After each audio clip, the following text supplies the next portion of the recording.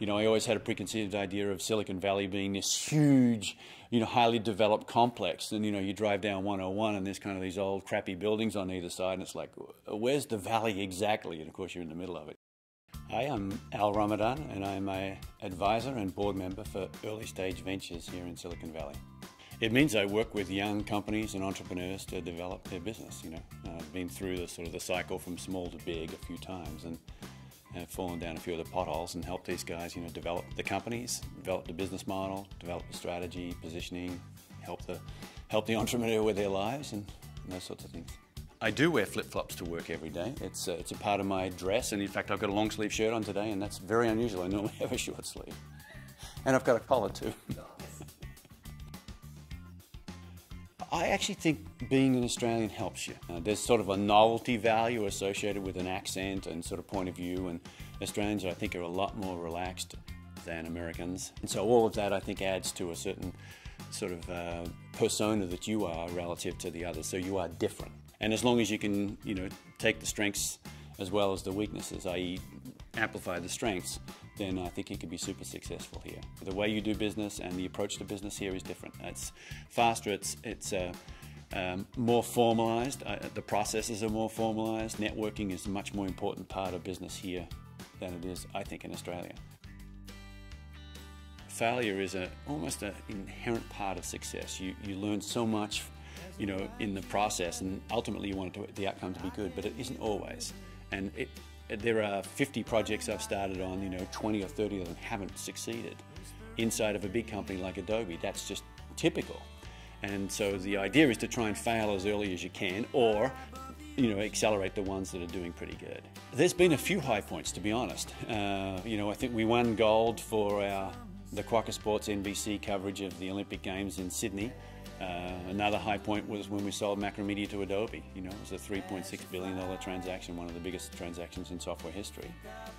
Low points?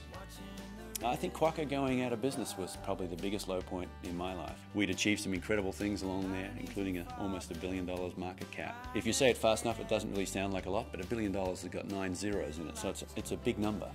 And for it to go away, it was really challenging. Coming to terms with reality is really important, and if it hasn't been successful and it has failed, i.e. it didn't achieve its goals, then you just got to move on. It's a strength of Australians because, you know, we've been able to adapt quickly, and that's an important part of business. Well, my advice for people who, especially Australians wanting to move overseas, is do it. You know, I think it's a really important part of developing as a human being. You kind of see different societies, and America's a fantastic society. It's different.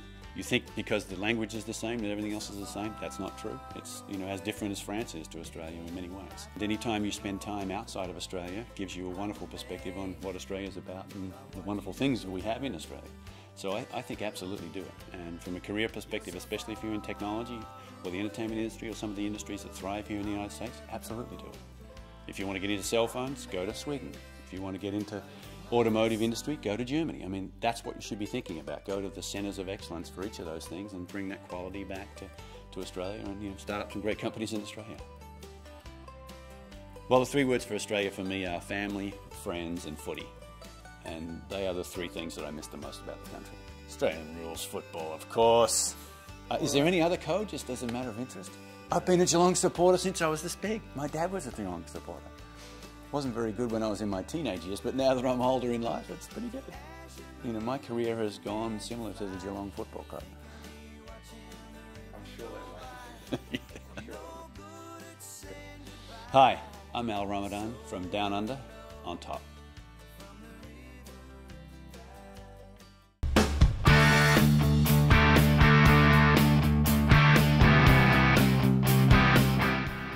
Yeah. She has men don't become men. It's funny, my very best friend said I'm the first 50-year-old turning 15. There you go. Nice.